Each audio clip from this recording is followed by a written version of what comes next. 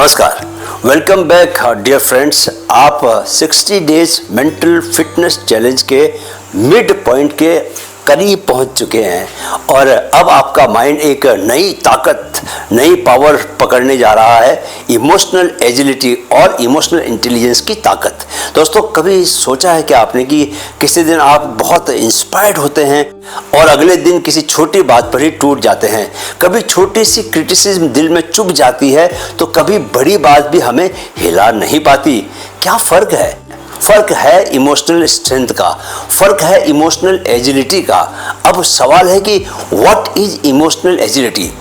दोस्तों, emotional agility का मतलब है अपने इमोशंस को कभी भी दबाना नहीं, उनसे कभी डरना नहीं और सबसे ज़्यादा ज़रूरी उनमें कभी फंसे नहीं रहना, उनमें अटके नहीं रहना। ये एक ऐसा कौशल है, ऐसी स्किल है जो आपको हर परिस्थिति में स्टेबल, अवेयर और अवेक रखता है। इमोशनल एजिलिटी का मतलब ये नहीं कि आप रोते नहीं, दुखी नहीं होते, बल्कि ये है कि आप उस दुख में डूबते नहीं हैं। अब आप पूछ सकते हैं कि why is it important, emotional agility इतनी ज़रूरी क्यों है?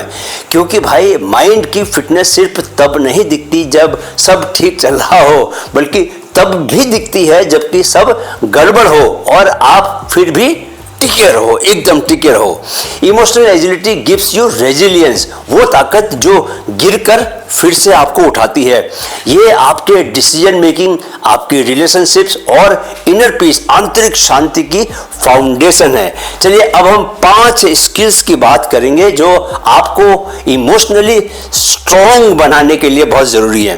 5 इमोशनल एजिलिटी स्किल्स। पहली skill, feel it to heal it. दोस्तों, अक्सर हम इमोशंस को कमज़ोरी समझकर सप्रेस कर देते हैं, उसको दबा देते हैं, खासकर जब हमें लगता है कि हमें स्ट्रॉन्ग दिखना है। लेकिन ट्रुथ ये है दोस्तों कि जब तक आप इमोशंस को महसूस नहीं करते, वो हील नहीं हो सकती। जो इमोशंस आप अवॉइड करते हैं ना, वो और गहराई से जड़ बना लेती है अपनी। जैसे एक युवा प्रोफेशनल जिसे जॉब में डेली प्रेशर झेलना पड़ता था, वो खुद से रोज कहता मैं ठीक हूँ, लेकिन वीकेंड्स पर उसे अनएक्सप्लेन्ड एंजाइटी होती थी। जब उसने थेरेपी में जाना शुरू किया दोस्तों, और पहली बार ये एडमिट किया कि मुझे डर लगता है कि मैं काफ़ी अच्छा नहीं हूँ, वहीं से उसकी हीलिंग भी शुरू हो गई। एजिलिटी का पहला स्टेप है अपनी फीलिंग्स को फेस करना, छुपाना नहीं।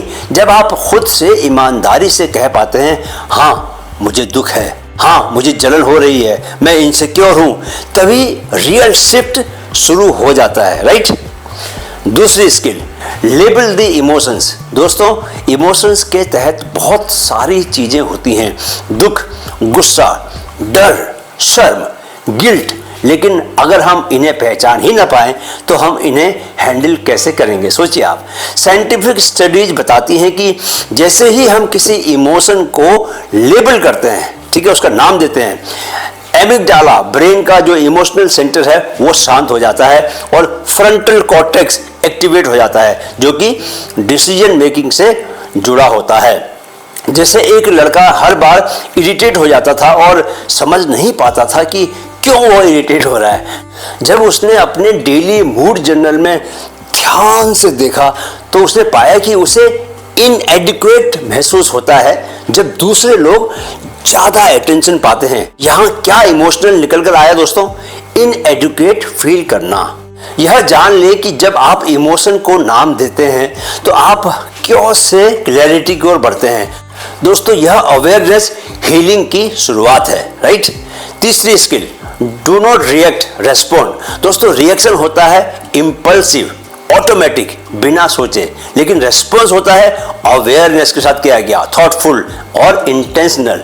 इमोशनल एजिलिटी सिखाती है कि जब भी कोई तीव्र इमोशन आए, हम रिएक्ट ना करें, बल्कि एक पॉज लें, उस इमोशन को ऑब्जर्व करें और फिर कॉन्शियसली रेस्पॉन्ड करें। जैसे एक माँ जो अपने बच्चे पर हर बार होमवर्क के लिए चिल्ला देती है, उसने 5 सेकंड का पॉज लेना शुरू किया और गहरी सांस लेकर फिर बोलना शुरू किया। क्या तुम चाहोगे कि हम साथ में बैठ के काम करें? तो इसका क्या नतीजा निकला, बच्चे ने रेजिस्ट करना बंद कर दिया। इमोशनल मैच्योरिटी का मतलब है मोमेंट में खुद को पकड़ना और कॉन्शियसली एक्ट करना, यही रेस्पॉन्स है, यही इमोशनल एजिलिटी है। चौथी skill, anchor to a value. जब भी कोई स्ट्रॉन्ग इमोशन आता है दोस्तों, वो हमें बहाकर ले जाना चाहता है, लेकिन अगर हमारे अंदर एक एंकर है, राइट, यानी एक मूल्य, वैल्यू है जिससे हम जुड़े हुए हैं, तो हम उस इमोशन के थपेड़े में भी ग्राउंडेड बने रह सकते हैं। जैसे एक प्रोफेशनल को वर्क प्लेस में अनफेयर क्रिटिसिज्म मिला, उसका पहला इंस्टिंक्ट था कि मैं रिजाइन कर दूं, लेकिन फिर उसने खुद से पूछा, क्या मैं अपनी डिग्निटी और पेशेंस को वैल्यू करता हूं? जवाब था हाँ। तो उसने क्या किया, अपनी आलोचना का काम होकर जवाब दिया और पूरे सिनेरियो को एलिवेट कर दिया, उठा दिया। एजिलिटी का चौथा स्टेप है इमोशन के बीच खुद से पूछना, मेरी वैल्यू क्या कहती है, और उसी के अनुसार अपना कोई भी डिसीजन लेना, उसी के अनुसार एक्ट करना। पांचवी skill, let go gracefully.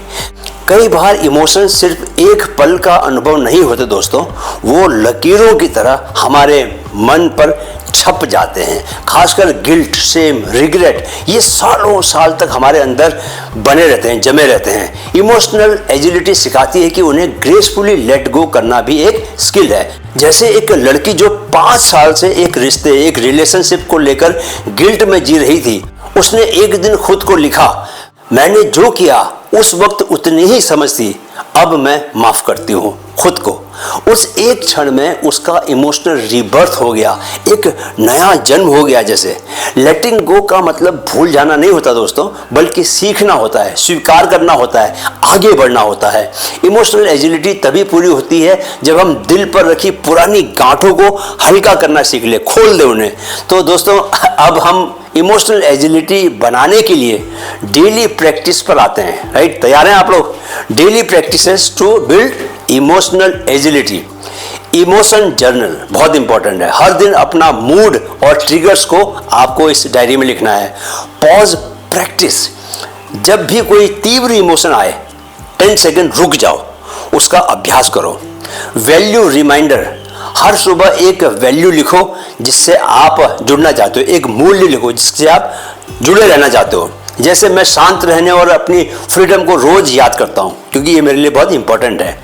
Breath reset, गहरी सांस के जरिए इमोशन से बाहर आओ, राइट? मैंने आपको 4-4-6 टेक्निक सिखाई है, या आप कुंभक प्राणायाम कर सकते हैं। मुंह से आवाज करते हुए लंबी सांस लो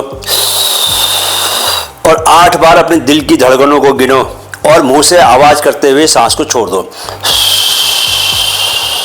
ऐसा करते ही आपका दिमाग तुरंत शांत महसूस करता है। मेरे बोलने पर मत जाओ, करके खुद से चेक करो, खुद देखो आप। चलिए अब आज का डेली चैलेंज का समय आ गया दोस्तों। आज किसी एक इमोशन को पकड़ो, उसका नाम दो और उस पर रिएक्ट करने के बजाय रेस्पॉन्ड करो, ठीक है? और कमेंट में लिखो, मैंने आज इमोशनल एजिलिटी की प्रैक्टिस की और मैं स्ट्रॉन्गर महसूस कर रहा हूं।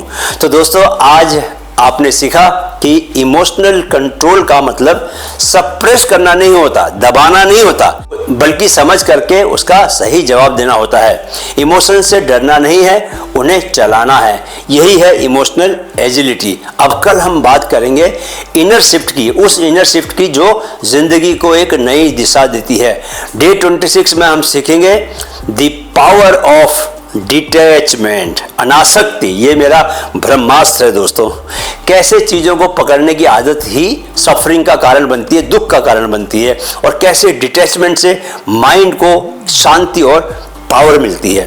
तब तक याद रखो, स्ट्रांग वो नहीं जो कुछ भी महसूस ना करे, स्ट्रांग वो है जो महसूस करके भी सही राह पर चले। एक बात कहना भूल गया दोस्तों कि कृपया हमारा दूसरा चैनल माइंड फिट ग्रोथ भी सब्सक्राइब करें, जहां हम 60 डेज का NLP एडवांस कोर्स चला रहे हैं। वो आपके बहुत बहुत ज़्यादा काम का है, ठीक है?